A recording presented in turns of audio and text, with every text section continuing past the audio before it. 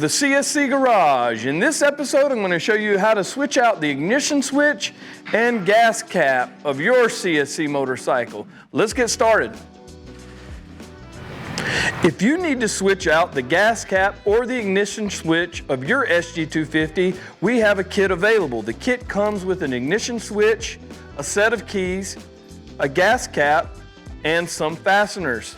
The gas cap and the ignition switch are keyed alike, so these keys work both of those. It's easy to change out. We're only going to need a 4mm Allen, a 5mm Allen, 10mm socket, and a 12mm socket. Let's take a look at the gas cap first. Let's first take a look at the gas cap. You've got 7 fastening screws. However, these 4 are only decorative. So these 1, 2, 3 are holding the cap in, as well as one more. We're going to use the key to open up the cap and reveal that there is one more Allen head screw holding the whole cap mechanism to the tank. First thing we need to do to remove the tank is to take out the 3 longer fasteners.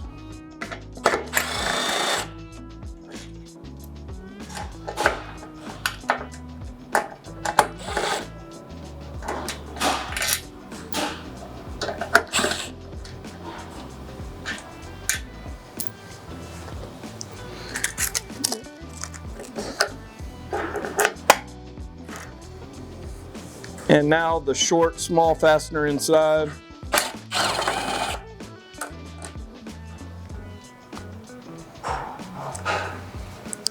And we can pull the cap off. And now to install the new cap, you simply slide it in place. You do want to take note that this rubber grommet is lined up with the tube coming out of the top of the tank. Sometimes you need to push that back on, it'll come loose. We'll start with the smaller fastener.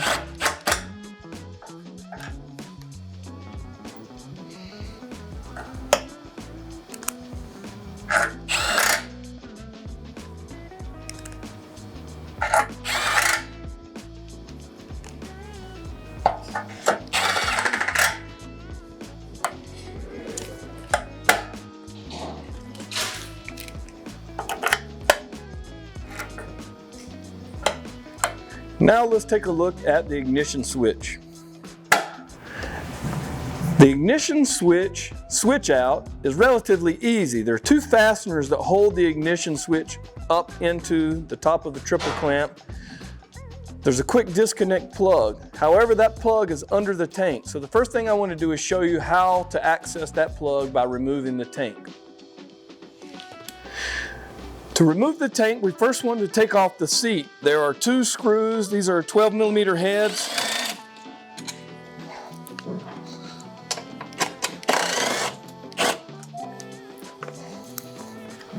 I'm going to get those off.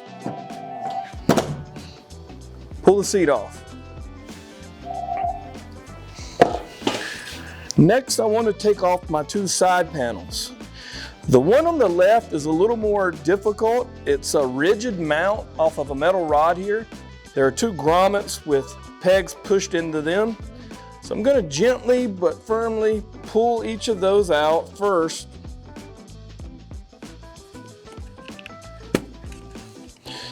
And then lift up and to the right to slide off of the metal peg. The right side's a little more easy. Same thing, I'm going to get the 2 pegs out of the grommets and then just come straight up. And on the right side, the bottom is a flexible piece, so it's a little more easy to do. Now we want to verify that the petcock is in the off position. No more fuel is leaving the tank. I'm going to pinch the hose clamp, slide it back, firmly pull the hose off. Now I'm going to use my 10mm socket to remove the 2 mounting screws from the base of the tank.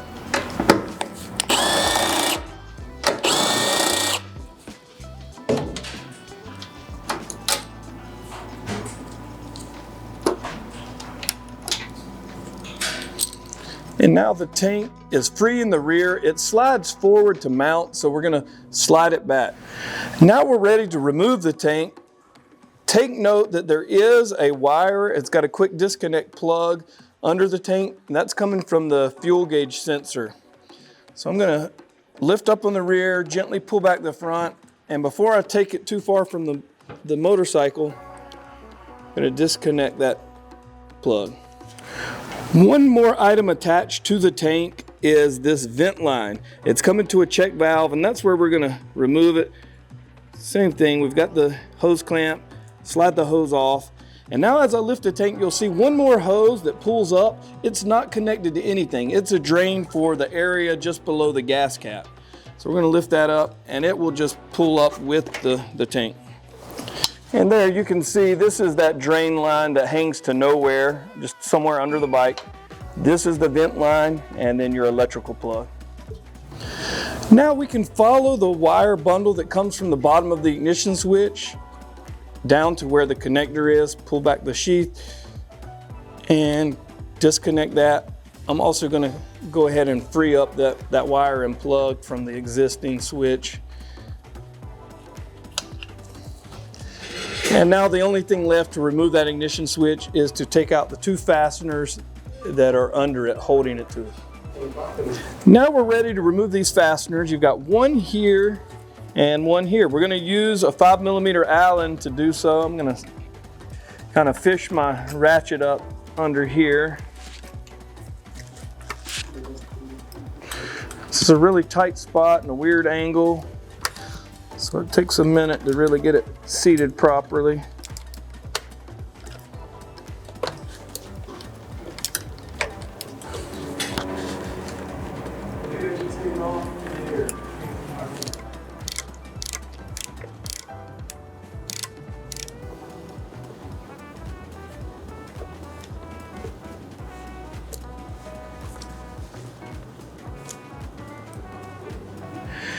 And now to make some room to get that ignition switch out, I'm going to remove this mounting bracket that holds the speedometer.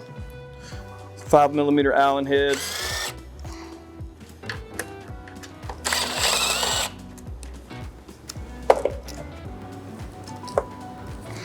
Lift that, get it out of the way.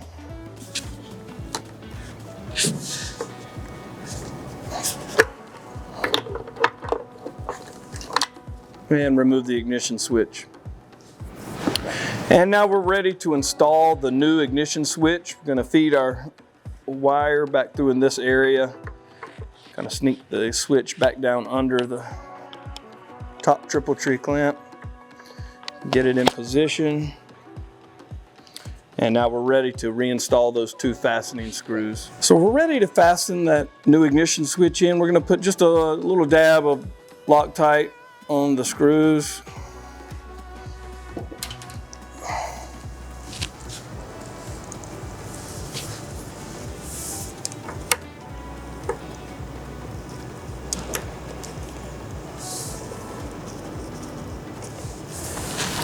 And we're just going to tighten that up. Be careful not to cross thread that screw. Is kind of an awkward place.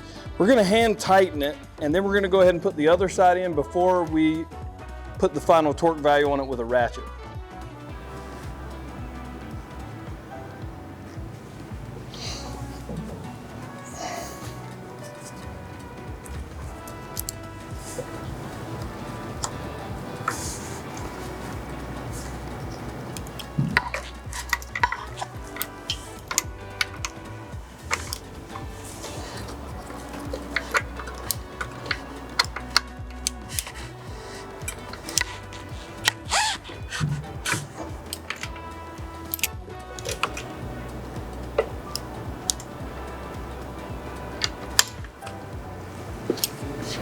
And now we're ready to reinstall the speedometer bracket.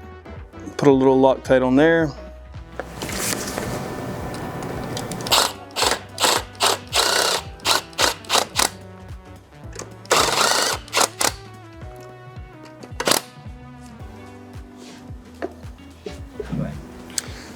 Now we're ready to reinstall the electrical connection.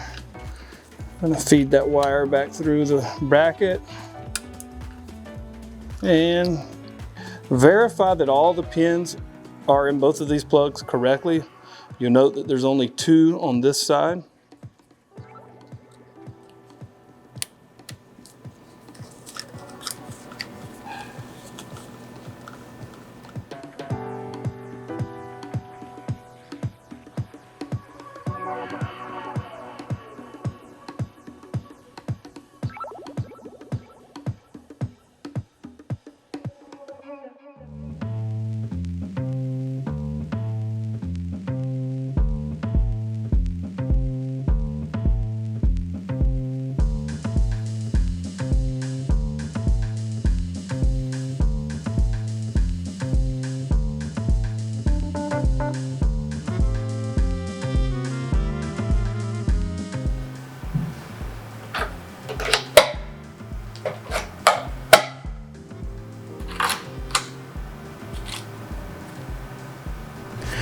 Now let's take a look at another tank. In this situation, the customer doesn't have a key. They lost their keys.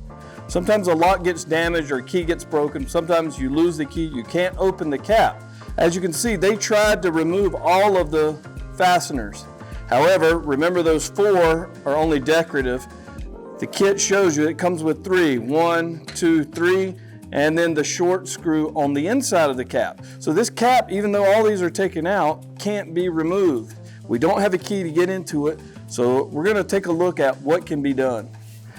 Now let's take a look at how the lock works.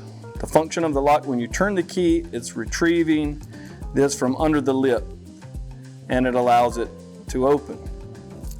So we've got to find a way to turn that lock to free this so that we can lift the lid.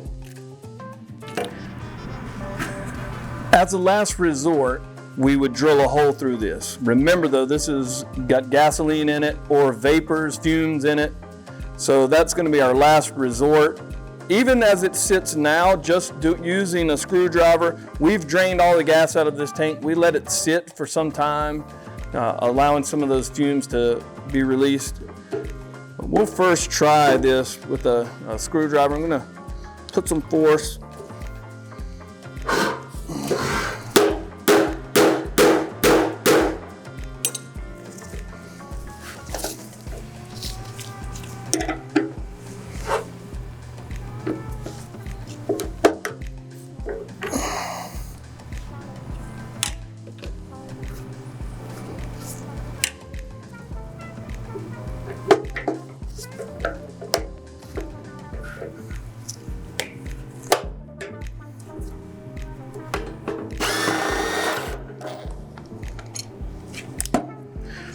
Now, as you can see, that was a really brutal way to remove that lock, but it's almost your last resort other than drilling it out. And you wouldn't want to make any sparks around this, so if you can do it manually, that's the best way to do it. I pretty much just destroyed that tumbler and all the pins in there. Thanks for joining us once again at the CSC Garage. I enjoyed showing you how to remove and replace your ignition switch and gas cap. All these parts can be bought through our website. Be sure to check out the link below. Check out our other tech videos. And until next time, enjoy the ride.